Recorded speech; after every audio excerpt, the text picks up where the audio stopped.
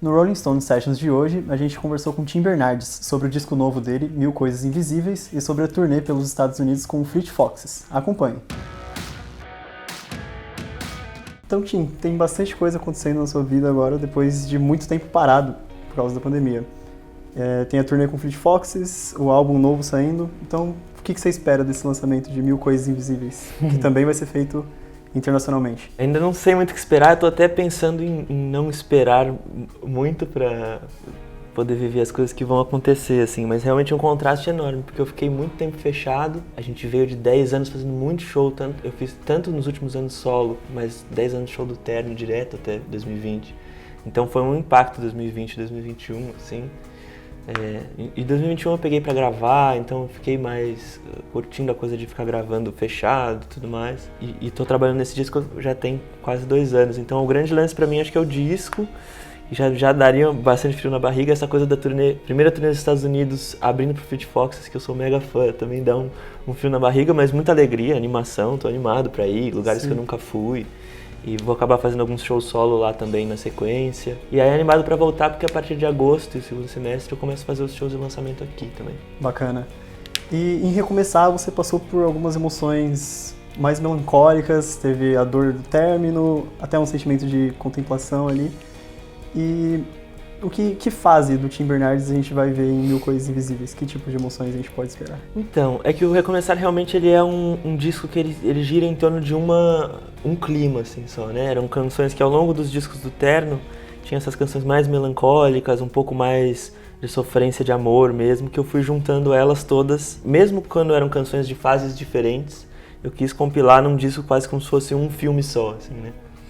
O Mil Coisas Invisíveis, a princípio eu queria fazer um disco que fosse mais eclético, assim, uma soma de canções para não ser sempre um disco conceitual que nem o Recomeçar ou Atrás Além do Terno, que também tinha uma questão de virar adulto ou sei lá, ritos de passagem e coisas da geração. Mas no fim eu fui descobrindo que as músicas desse disco elas tinham um assunto, e as canções que eu compus também em 2020 e que entraram no disco, elas foram dando uma coisa que assim, ele é reflexivo, de reflexões mais internas, mais profundas, quase metafísicas, assim, sobre a existência e sobre a realidade como uma coisa meio quase sobrenatural, assim, da gente viver num universo e tudo isso. Mas tem um pouco de tudo, então tem canções de amor mais apaixonadas, tranquilas, tem umas sofrências, então eu acho que ele tem um eixo, assim, um pouco mais místico às vezes, assim, meio fantástico, mas é um disco também de canções relax, às vezes canção de amor, às vezes canções de reflexões sobre a gente vivendo nessa época, na nossa geração, quais são as angústias, as alegrias, as contemplações, tudo isso. Um pouco mais variado, né? Ele é um pouco mais variado, mas eu acho que é isso, se fosse dizer uma coisa, ele tem esse clima um pouco mais, se o Recomeçar era mais na sombra, assim, mais escura, aquela capa que você vê que eu tô um pouquinho... Esse ele é um pouco, tem a ver com a capa, assim, sabe? Esse iluminado que não é um solar também, verão, mas ele é mais o nascimento de um dia, assim, de luz, de coisas mais fantásticas um pouco, assim, sabe? Uhum. E sobre a sonoridade dele, do Recomeçar você tinha mencionado que era um disco que você compôs no seu quarto até, que era a temática dos shows, e que aí depois surgiram os arranjos com bateria, cordas. Como é que foi para compor, como é que é a sonoridade de Mil Coisas Invisíveis? É um pouco também o meu processo de criação, assim, de criar muitas vezes sozinho, e quando é com o Terno eu apresento para os meninos as músicas, a gente descobre qual que a gente quer e vai bolando os arranjos. Eu sozinho tenho essa coisa de eu imaginar um arranjo na cabeça, sabe? Então ele tem um pouco essa coisa do Recomeçar de ser um conjunto de canções que tem um pouco uma coisa íntima, sabe? Para você ouvir no fone de ouvido e pensar, nossa, ele também tá sentindo isso ou aquilo, sabe? Eu gosto de ouvir um disco do Neil Young ou de seja quem for e me sentir íntimo com a pessoa, assim, sentir que você tá pertinho e tudo. Então, eram canções nesse disco que funcionam bem solo, mas quando eu tô no estúdio, eu quero explorar sons que eu não fiz, tipos de arranjo que eu não fiz. Então, eu acho que ele não é uma mudança radical em relação ao Recomeçar, mas ele é um desenvolvimento, um novo passo. Então, outros tipos de arranjo de corda, outros tipos de arranjo de sopro.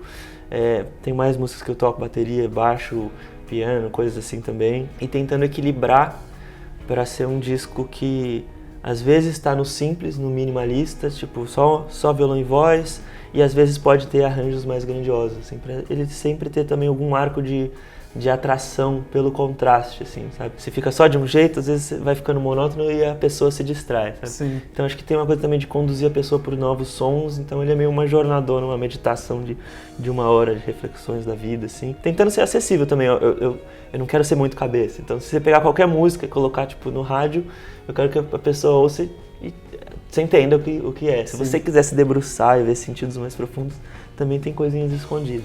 Legal, legal. E, bom, a gente falou um pouco do Fleet Foxes, você participou do disco deles, que foi indicado ao Grammy até. É verdade. E agora vai participar da turnê deles. Bom, como é que começou? Meio que, não sei se já é uma amizade, né? Mas como que foi esse convite para você participar da música? Então, primeiro que eu sou fã há muito tempo, assim, né? Quando a gente começou o Terno, o primeiro disco do Terno era 2012, a gente ouvia muito os vinis deles e eles estavam numa fase que eles pararam.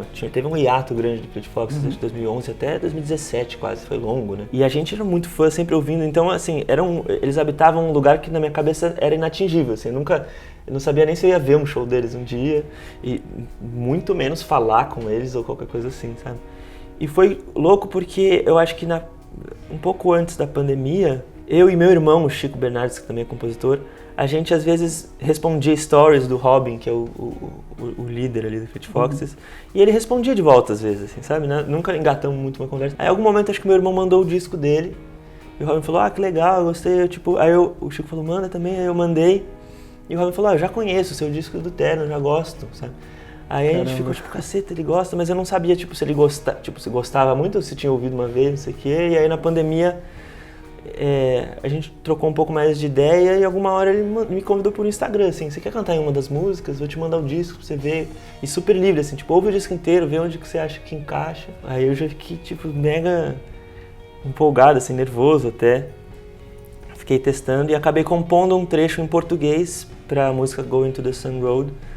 Então foi bem legal, porque é uma coisa que não é, tipo, grava um solo de guitarra nessa música, ou canta um backing vocal, ou canta essa letra em inglês. Foi realmente compor uma mini canção dentro da canção, e acho que era uma coisa que o Robin também estava querendo. Então foi muito legal, assim, foi bem surreal assim, na época, porque eu pensava, nossa, eu não imaginava que era acessível, assim, que poderia ser acessível. Foi uma coisa meio mágica, assim. Bom, e sobre a turnê, com o Terno vocês já tocaram em outros países também. É muito diferente de tocar para o público brasileiro? É diferente. O que é mais diferente é tocar no Brasil hoje em dia, a gente já toca para um público que conhece as músicas, que é fã. Tem isso legal no show no Brasil, quando um show esgota rápido, quem tá lá é quem foi o fã que quis comprar rápido. Então as pessoas cantam, as pessoas gostam, você se sente muito acolhido assim no show, sabe? Você se sente muito em casa, é muito bom isso. Tem uma parte boa de tocar fora, às vezes, que é diferente, que é uma emoção de tipo, eu quero chegar nessa pessoa, eu quero convencer ela, ou tipo, mostrar, fazer ela prestar atenção nesse som. Então tem o público mesmo ali de novo. Então tem um pouco essa cara, assim, shows fora do Brasil. Acho que Portugal já parece um pouco mais os shows no Brasil, porque eles entendem as letras, já conhecem, eles ouvem muita música brasileira, então é parecido, assim, então as pessoas estão lá interessadas, conhecem as músicas. Teve um show do Terno na Alemanha que foi muito legal, quando você consegue fazer o show rolar legal e as pessoas, mesmo não conhecendo, você vê que elas estão conectadas, assim. Então isso é o melhor que pode rolar. Bom, além dos Fleet Foxes, você também colaborou com Gal Costa, Manu Gavassi, Maria Bethânia, entre um disco e outro, né? E o que essas colaborações representam para você? Até por esse encontro de gerações, assim, também tem aquilo de ser fã e tocar com pessoas que você admira? Todas essas foram experiências muito legais, assim, muito legais. Cada uma tem sua particularidade. Tem uma coisa de ter cantado com a Gal ou a Bethânia cantando uma composição minha que é muito... que me pega num lugar assim de eu ser fã há muitos anos, né? Eu virei músico ouvindo muito a Gal e Mutantes e coisas do tropicalismo. Então quando eu cantei junto com ela no disco, dá uma emoção, assim, quase também meio surreal, tipo, caramba, é isso mesmo? Ela tá cantando aqui na mesma música que eu. Então é uma honra gigante e eu acho que é muito legal porque afirma uma coisa de eu ser um cantor, compositor que talvez possa habitar também o terreno da MPB, assim, de uma forma mais ampla, sabe? Porque pensando que eu comecei com o Terno numa vertente muito mais rock and roll e indie, mas que se relacionava muito com a lógica do tropicalismo, assim. Que nem o tropicalismo juntava, sei lá, o Sgt. Peppers com a bossa nova ou com a banda de pífanos, coisas assim, tipo... Eu acho que o Terno tinha essa coisa de querer ser uma banda nova, indie, meio rock and roll, mas com uma mentalidade tropicalista. A gente estava muito ligado no que estava acontecendo no indie novo no mundo, mas também ligado à música brasileira dos anos 60 e 70. Fazer uma ponte com essa galera que é quem a gente era fã, tem uma honra, assim, especial, assim, sabe? Muito legal. A Bethânia gravar eu como compositor é muito legal também, porque eu não tô cantando, eu tô como autor, então é um ofício que eu gosto também, sabe? E com a Manu foi muito legal também. Ela juntou... Primeiro que eu achei a música muito linda, gostei de cantar a música, assim, adorei gravar. Já admirava a Manu, acho ela uma das grandes... ela é uma artista muito completa, assim, então uma grande comunicadora, assim, da cultura pop do Brasil hoje.